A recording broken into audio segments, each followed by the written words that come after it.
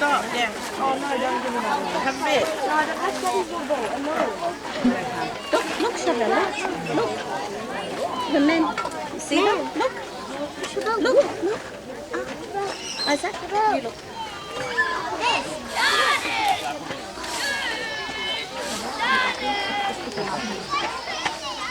Alright guys, how are we all? Good. How's the rest of us? Good. Right guys, before we start, we've got a couple things I want to run through first. I can see a lot of phones.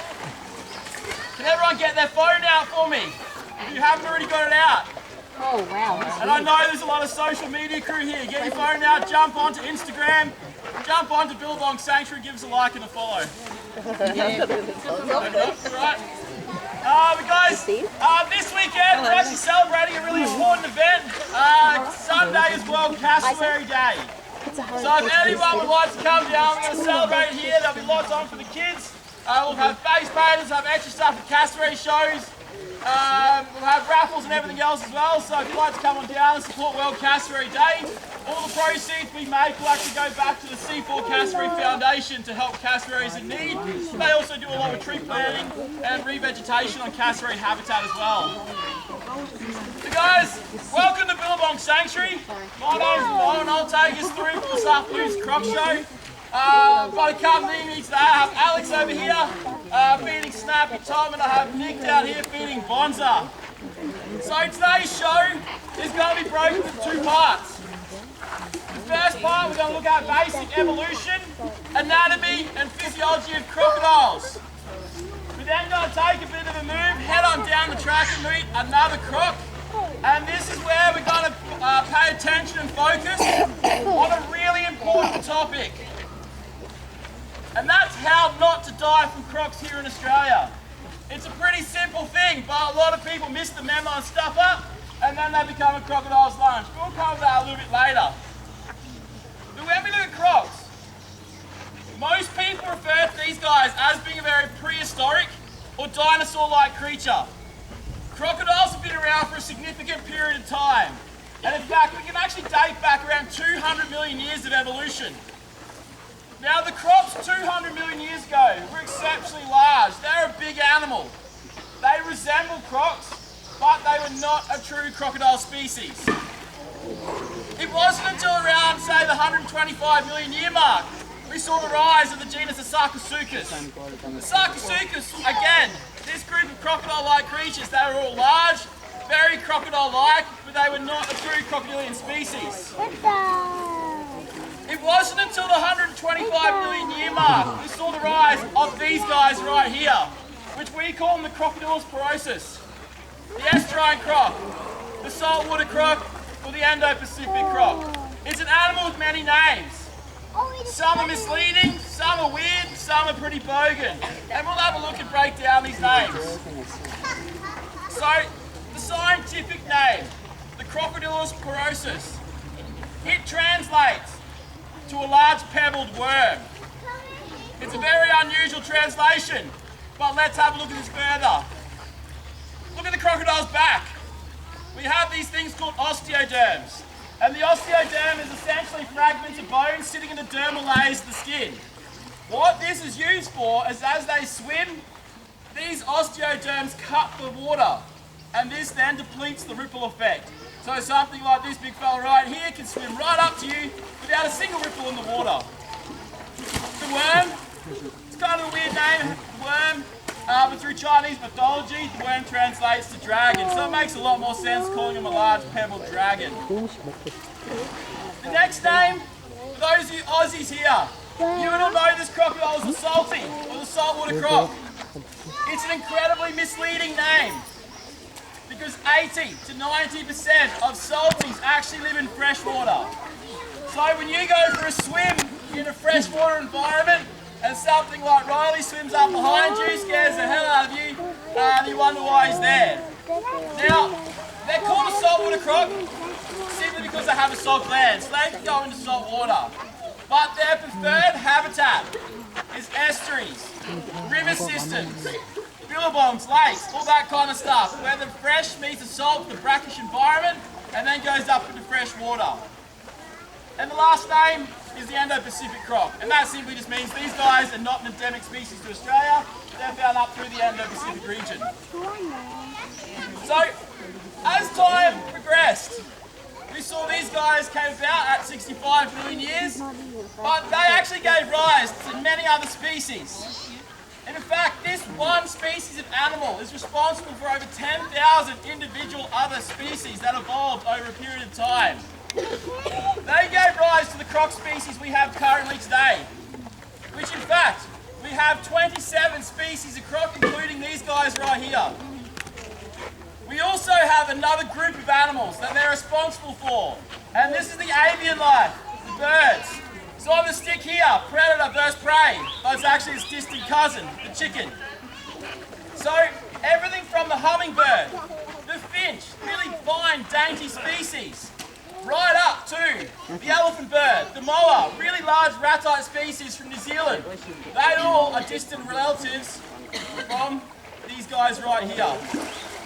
Now, the 27 species of croc, these break into three groups. True crocodiles, which these guys belong to.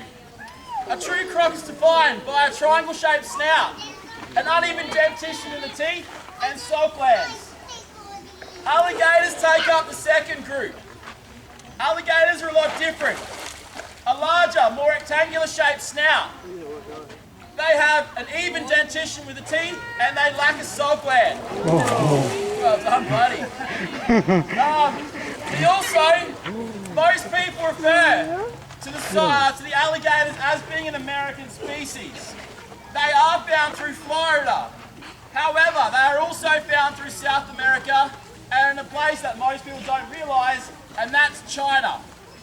Now, the Chinese alligators are critically endangered species. There's less than 200 left in the wild, and the numbers are depleting, which is pushing them further to extinction. They are bred in captivity to keep the numbers alive, but out in the wild they're still a critically endangered species. And the last on the list is the gharial. Now the gharial is I call one of the goofy ones. They look kind of a little bit unusual. They are a large growing creature. Boys can get up to 5 metres, so they'll surpass this guy here. Their jaw length is about a metre in length and about 4 to 5 inches in width. So they have a very elongated snout. But they're not used for catching large prey items. Their predominant food is things like fish, small wetlands animals. So they do not need a huge jaw shape and size to take down beasts like cow, horse, sheep, tourists, and that kind of stuff. Now, for hunting, these guys here have evolved an ability over 65 million years that's kept them around. So they're one of the most top predaceous creatures. They're also known as an apex animal. They'll take down animals whenever they can. They're an opportunistic species, but they're very behavioural. So when we actually have a look at the crocodile's head, we'll watch as it pops up. He goes into the minimal exposure position, which is right there. The nasal disc, the eyes, and the ears, they're all exposed above the water, but keeping the rest of the body underwater. So this is what we call the minimal exposure position. So if he's in an environment where it's murky water, he can pop this small amount of the body up. In fact, it's the top 2 to 3% of the crocodile's body. So he can pop this up, and he can see, hear, and smell everything in his environment, but staying completely hidden. So other than his prey, they think he's a rock, a log, or something, or some sort of debris floating in the water. So these guys do eat, and they eat sometimes, what most people think, a substantial amount.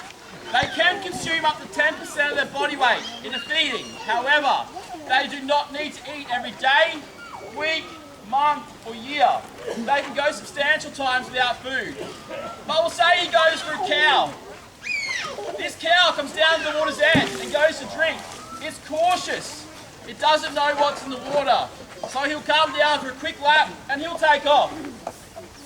Day 2 he comes back, day 3 and day 4. And with every day that passes, he becomes a lot more relaxed. And on day 5, he might come down for a decent drink. Now, every day that's passed, this crocodile's coming closer and closer, to the point where the cow's relaxed, with the crocodile sitting in front of him, and he doesn't even know. With the crocodile out of the water and it grabs onto the cow. The cow is strong and he can actually step backwards and drag this crocodile straight out of the water. So he needs to subdue this cow. And how this is done is by the death roll. So he starts rolling, this knocks the cow off its footing, he can drag it into the water, and this is where he can start to eat it. Now this species has the hardest bite pressure out of any animal on earth. 2,500 to 3,000 psi with bone crunching power. And in fact, one just recently went up to 3,700 psi. So with a strong bite, an uneven dentition in the teeth, the ability to head shake and death roll. This is crunched, perforated, torn, and ripped that segment off the body, and he can consume it. Now, as I said before, these guys don't need to eat every day, week, month, or year. Being a reptile, they're in control of everything internally. So he can drop the heart rate right down to 1 to 2 beats per minute. He can then drop the body temperature, and that goes well under 27 degrees. So by doing this, you've lowered the metabolism. In fact, they can actually go over a year and a half without any food at all before it's seen as detrimental to the body. And then, as he wants to, he'll kickstart that metabolism back on and start feeding as per normal. And he can go on with his life. Guys, what we've got to do now is we might feed out the last bits of food, and we've got to go down and meet Dynamo.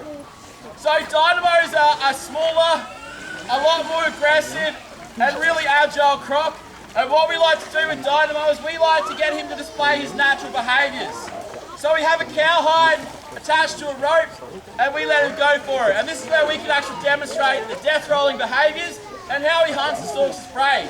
So if we'd like to head on down, we'll go down the track, keep going down to the kites. And you have the two crocs with the bridge in the middle. Let's go to the one on the left and we'll continue feeding the Dynamo very shortly.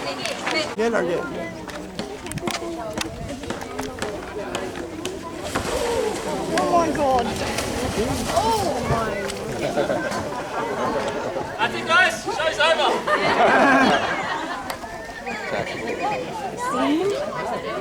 Yeah, go closer.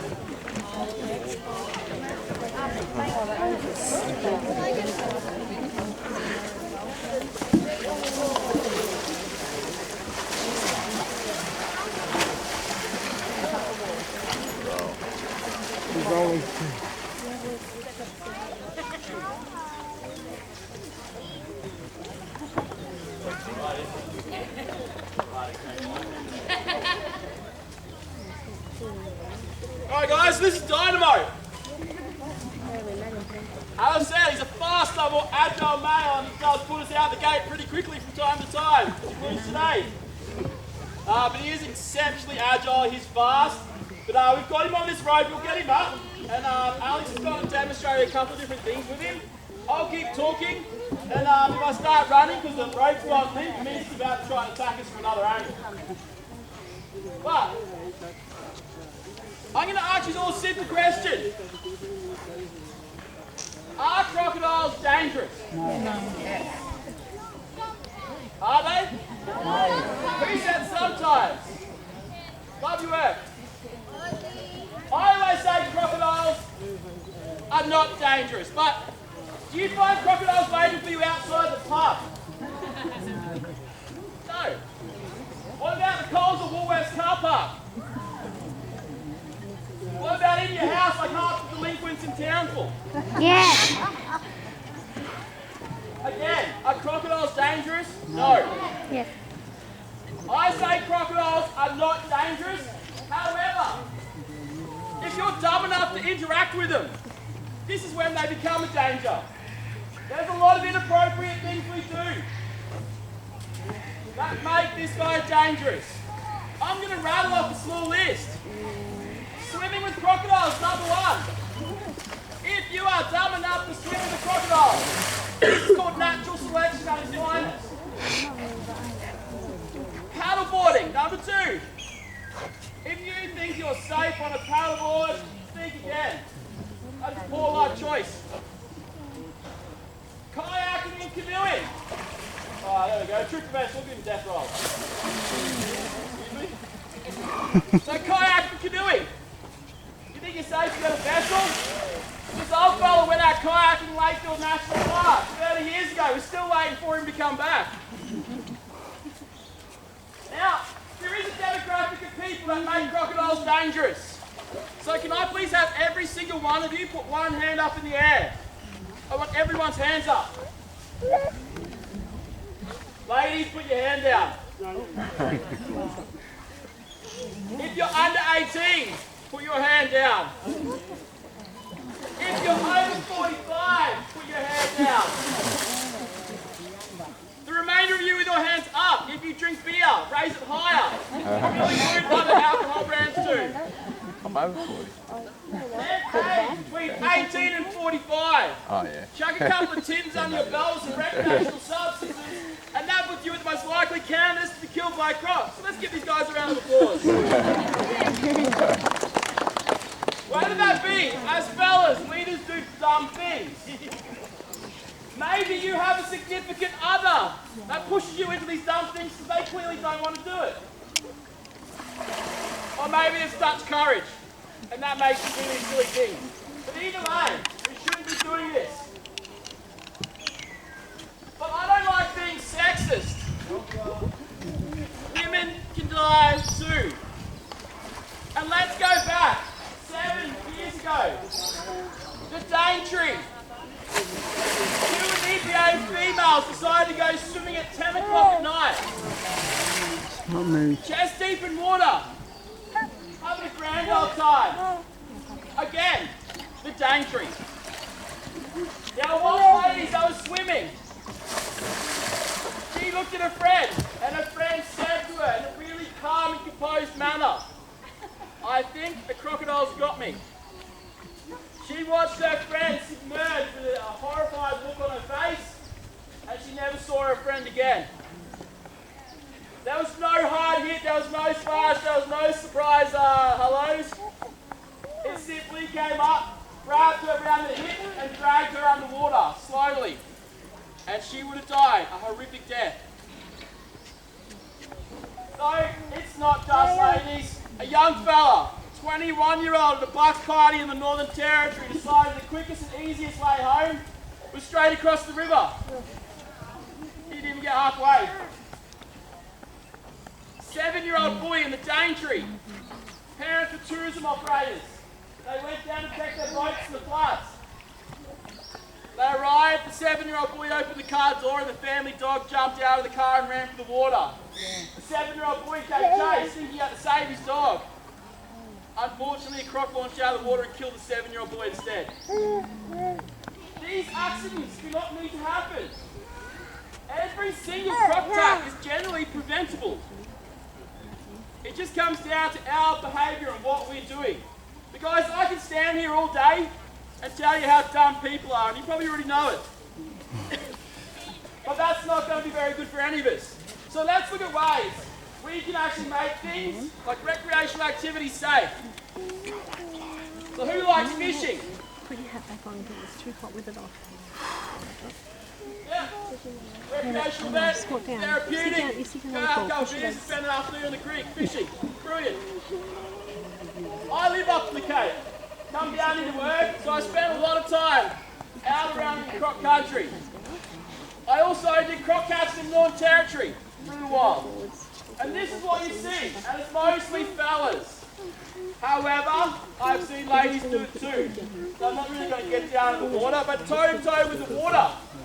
Rod pivoted off the hip, tin in the other hand. Grand old time. Something gets your attention, you see something shiny and take a swig of your beer. You look up, you take your eyes off the water.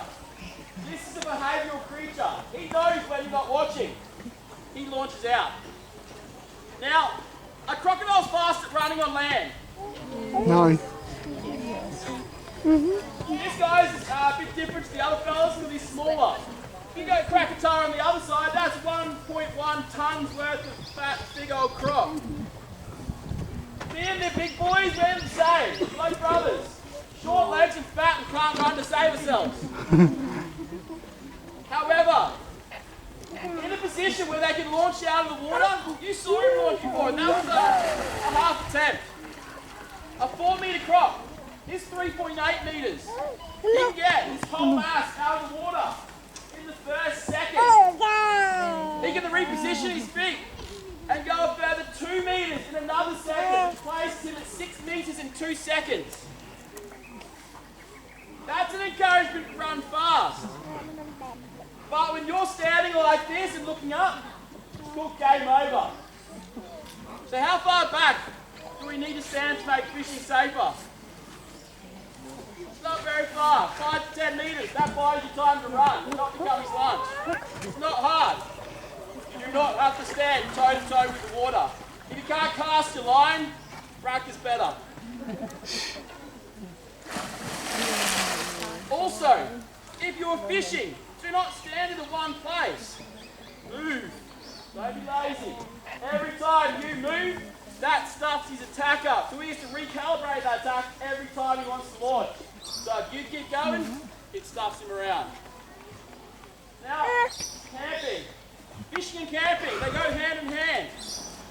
The only thing with camping, you don't drive home. If you rock up at your campsite, you're a keen angler or keen to go exploring, you dump, you run, you go out.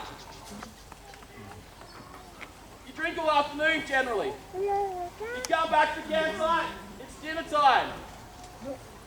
You tanked by about 9 o'clock. You then go, oh, we've got to set up camp. Let's just roll the swag out, we'll work off the mentality, she'll be right, we'll just kind of camp wherever he falls. Crocodiles are nocturnal creatures. They will come up out of the water at night. And in fact, if we actually go back 30 years ago in Cape York, there was a family. Mum, dad, kids, granny, they were all out camping. They went to bed. In the middle of the night, a large estuarine croc came up to the campsite. Oh, nice little death roll. Into the campsite, into the tent, and grabbed Dad. Turned around with Dad in his mouth screaming. Crocodile started to beeline back to the water. One person came to his aid. Oh, Granny. His mother-in-law, actually. She ran out with some wicked moves, jumped to the back of this croc, scared the absolute hell out of it, hits about Dad, they grabbed Dad, and Dad stayed minor injuries. The moral to that story? The moral to that story? Missed opportunity. Zip up. Is everything right? So, when you're out camping, it's considered safe to go 50 to 100 metres. Can't take her either.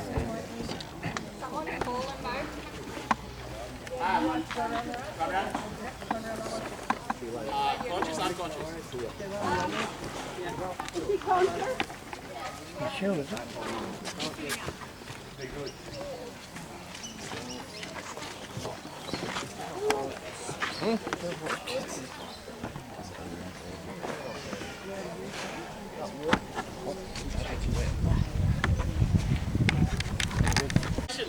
That will keep you guys safe. Now, there is a, we've got company inclusion. Men are the more likely ones to be attacked and killed. Let's separate that now. The tourists versus locals.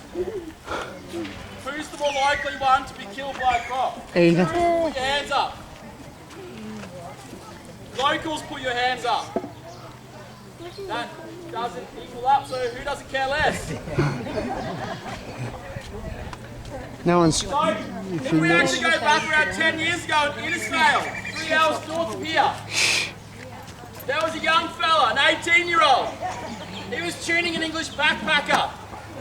He said, us locals are fine, it's you tourists that have to watch out.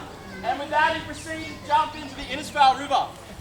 Stupid. Unbeknown to him, there was a 3-metre animal that had been sitting there the entire time watching. Now, a 3-metre animal is a survivable attack. It just bloody hurts and disfigures.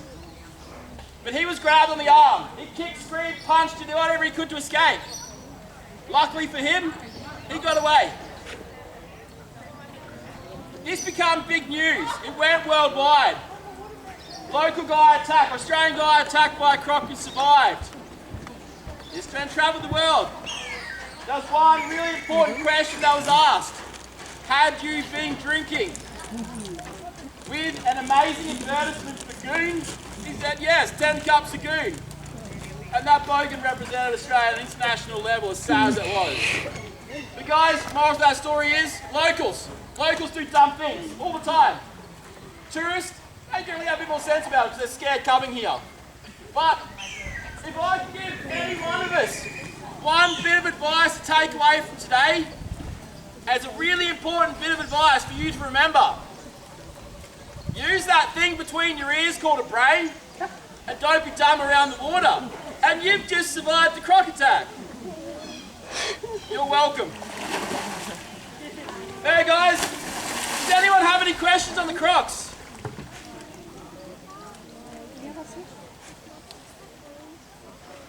Yeah. Your question? Oh, behind me. Oh, thank you. What's your question, mate?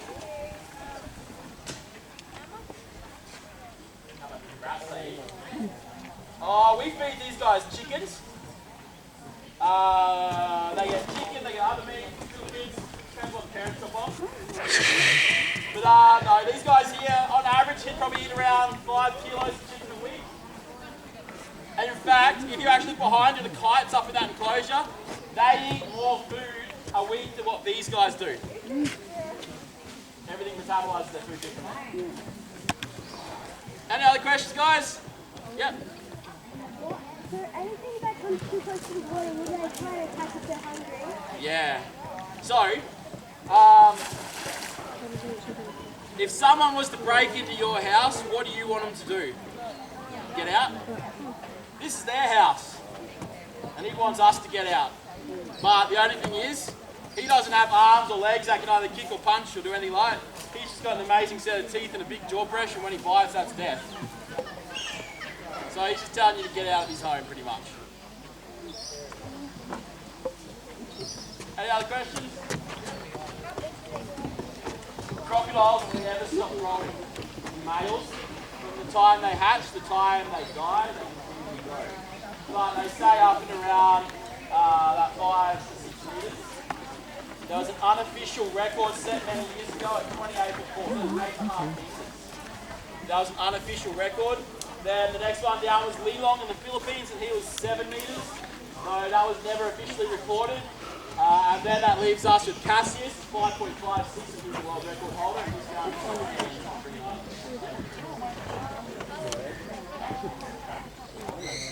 how old do crocs live to? No one does. So crocodiles' longevity is unknown, but they suggest around 80 to 100 years. Yep. How do crocodiles communicate? Communicate, so they've got low frequency guttural sounds. They'll also use fighting as a method to communicate. Boys will actually fight one another.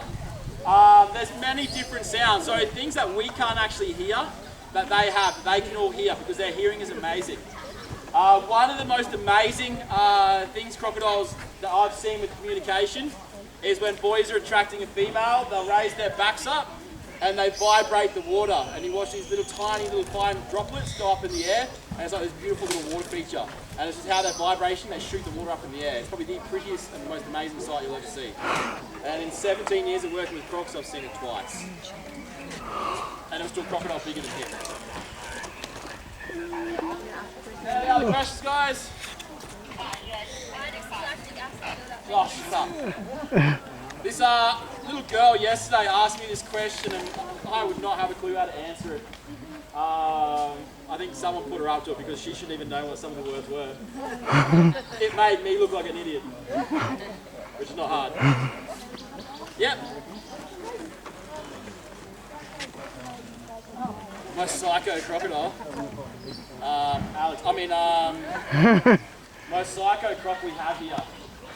It'd be him or Junior, the little small boys. They've got attitude. The big boys are the easy ones to work with. Yeah. While feeding them, have any of you gotten bitten? Got bitten? Yeah. We've all got our limbs. If any one of us were bitten by one of these guys, the limbs would be gone. What about baby crocodiles? Do they like Baby crocs? like puppies? Do they? Yeah, look, we've had all our fair share of like young crocs. spent a night in hospital and had surgery early this year from a baby croc. Oh no, really? It was ridiculous. It actually severed a tendon in my finger. And it was only about 3 foot. It still hurts. And it's now numb. So they still have that. Yeah. Do you have a favorite crop? Do I have a favourite crop? Mine's probably Jupiter. What's yours? So Bully. So Bully's up behind the dingo's enclosure. You see him there. You can't see him much, and he'll pop up somewhere when you're least expecting it. He's our second biggest. Alright guys, well that's all the questions on behalf of the three of us. Thanks a lot. See you all later. You've got the bird show coming up at 1 o'clock, and there's various other shows throughout the afternoon. We're now going to stand here and try and get this rope back off him, which is not as easy said than done. So yeah guys, thanks a lot. We'll see you all later. And Santa's crocodiles.